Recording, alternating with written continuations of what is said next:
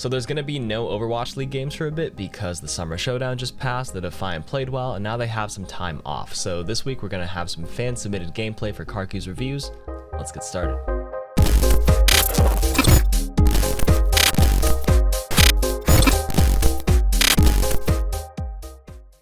Submitted by Fire10 Gaming. This is a player who has been on console for 3 years, recently switched to PC last season, and was stuck at 1500 to 1600 Silver SR on DPS for both console and PC.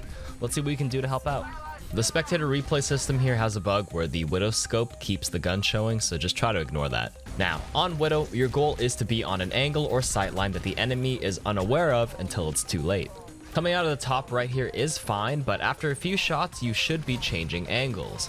Widow has that capability of instantly deleting squishy heroes from one headshot, but it looks like the enemy actually isn't responding to your positioning here, so you can see you got like 5 or 6 shots before the Sigma finally put a shield up towards you to push you back, but honestly, they're not doing much, so you want to sit here and be patient and line up your shots. Now, watching your aim mechanics here, a general tip is to keep your crosshair steady and wait for the enemies to walk into them. Good crosshair placement is essential and way more consistent than trying to hit flick shots. For example, on the Zarya, the moment she jumped, she's going to be locked into a predictable movement pattern, in which case you want to keep your crosshairs here instead, and wait for her to fall right into it, as opposed to this flick, which ended up missing. Now again, you're not really taking long off angles, which is one of Widowmaker's biggest strengths, so if you're going to drop down and shoot the enemies from this distance and angle, which is what your playstyle seems to prefer, you're probably better off playing someone else like Ashe, Mccree, or Hanzo, who's better at mid-range to get a lot more value. So it seems like you know you're missing a lot of your shots and you recognize that, so you're going back to spawn and hopefully switching. Yes, you do. Hanzo, much better. So a good Hanzo switch and great headshot to open it up, and your team is still respawning and an enemy bat vault just comes out. So good heads up play here by going into cover. You could try to jiggle peek and fire an arrow to the left here of this blue box. Hanzo's one of the best heroes for quick jiggle peek shots, minimizing the time your hitbox is exposed to the enemy while still being able to fire an arrow into the enemy. Your Sigma gets a huge gravitic flux and you're following up by moving forward. I like the idea, but you have to be careful here. You have to realize that you're the first one in the front line, and a stronger Sigma player a few ranks higher may have been able to punish you here, since that Brig would be pocketing him. If I were you, I would have definitely done the same thing, use the numbers advantage to push up, but remain a bit further back near the corner, or utilize some wall climbs in between shots to minimize the damage back to you. Good cleanup nonetheless, and some great shots here. Good shot onto the Brig. Now you're doing the soldier, just be steady, wait for the jumps. Now that you have the advantage and the payload is rounding the corner, you want to take advantage of the fact that the enemies have to come through really tight doors here. So you can Sonic here and a good Dragon. So this is good because it zones the enemies out from the recontest and you have no problem capturing the first checkpoint.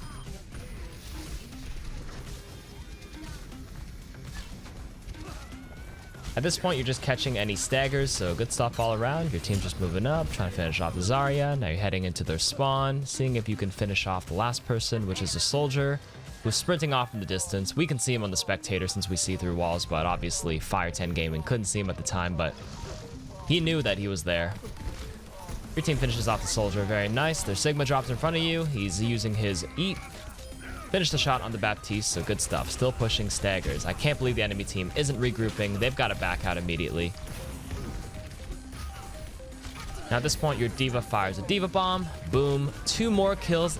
And now you got to clean up this Lucio. Same thing earlier. You don't have to panic. He's jumping in a very predictable pattern. Keep those crosshairs steady and be patient. Now you're getting a bit too antsy here. You can totally peek this door and try to pick off the Baptiste, but you made the huge mistake in committing past the door, especially since the enemy respawn is right there. You also didn't notice the edge of the enemy's soldier heal pad, which indicates that he's nearby, and as expected, you get punished here and caught into no man's land. I like your aggression, but you always gotta stay sharp. As you come out of spawn, unfortunate that the enemy Mccree was watching the door here. Considering your teammate positioning and the clash of the fighting, it would have been wiser to Sonic Arrow nearby to clear any of those close angles, but it's all good. You still have plenty of time on your push.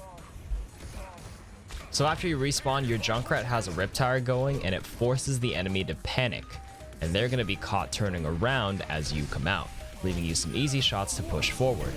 Once again, you do get a bit too antsy off your Sigma's ult and aggressive when unnecessary, leaping forward and throwing your life away here.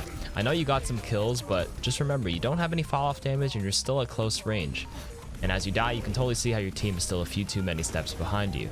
At the end of the day, your team still wins the fight, but imagine if you had survived, you'd be able to push up right now and take more aggressive positioning up top left or top right to hopefully create some more space for your team.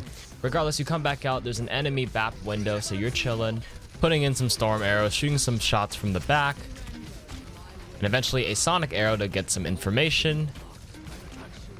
But I don't agree with this Hanzo dragon. It's a little too far, and at that point and at that distance, the enemy team has plenty of time to react. You hear the high noon, so a nice response to turn around, trying to use the payload as cover. Unfortunately, you don't get the headshot, but that's alright. I think you still kill him. Or not, never mind. Baptiste manages to throw an immortality field down, and you guys probably have to reset here. So this might tie back into you dying earlier after the push. Remember how I said that if you die, you won't be able to move up and take space? Imagine if you hadn't died in that fight previously, you might have been able to push a bit more forward and catch that Mccree getting into that position earlier, which would have prevented him from getting that high noon off in the first place. That's just an example of how preventing deaths can really change the tide of the movement and the positioning of your team. So as you're patiently waiting for your team to come back out, getting some healing. Now again, don't get too aggressive through this door. We've been punished a few times for doing something like that. Now this time you're playing a little further back, which is a bit better. Wait for your diva to peek and take some cover for you, because you're kind of exposing yourself in this angle right now. Like without any healing, you went down to 18 HP. You were at huge risk. If you're going to come out and fire shots without a shield tank or any of your tanks coming out in front of you, you want to use your walls and cover and just jiggle peek at that point. Now, as this team fight erupts, the enemy is going to invest a lot. I hear the soldier visor. I see the enemy Sigma ult. You might want to just concede and reset. Your diva ends up throwing away her bomb. Your mercy goes for a res, but they're all just going to die, and you guys are going to stagger. So respawn and reset at this point. This time you're going to switch to Mccree, which is an okay choice. I don't think it's bad in particular. I think Hanzo would have been fine. Your Mora opens up with an ultimate. The enemy drops a beat. And from this distance, you just got to focus on putting your shots down. Now, I saw your fan the hammer there. Let's pause. Fan the hammer should realistically only be used to break an enemy's shield or against tanks with large hitboxes at close range that are either stunned by your flashbang or one of your teammates. Outside of that, stick with primary fire. So I actually like the idea of you going into an off angle here, up the stairs. This is where actually playing Hanzo or Widowmaker would have been better because they have no fall off damage. But here as Mccree, your damage from 70 damage body shots would actually be reduced down to about 40 from a distance like this. Then Mccree gets a high noon. You guys already lost 2, so at this point you might just want to back up completely. I know you're trying to put some shots into them, but honestly not much you can do at this point.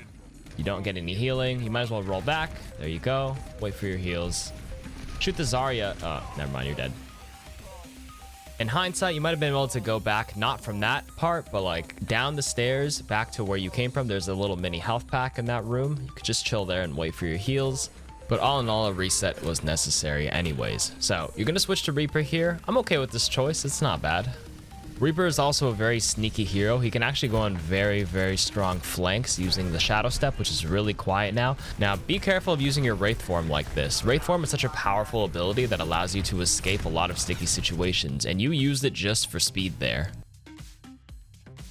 Now, as the rest of this team fight plays out, you guys are cleaning up after getting a few kills. Your Sigma gets an ult, and it looks like you guys have the advantage, so you're pushing up. So I actually like this very aggressive Shadow Step here, but you have to recognize the situation. Just because you teleported doesn't mean you have to go. You see that they all backed up. They have an immortality field down, and there's 4 of them back there. You definitely did not have to jump.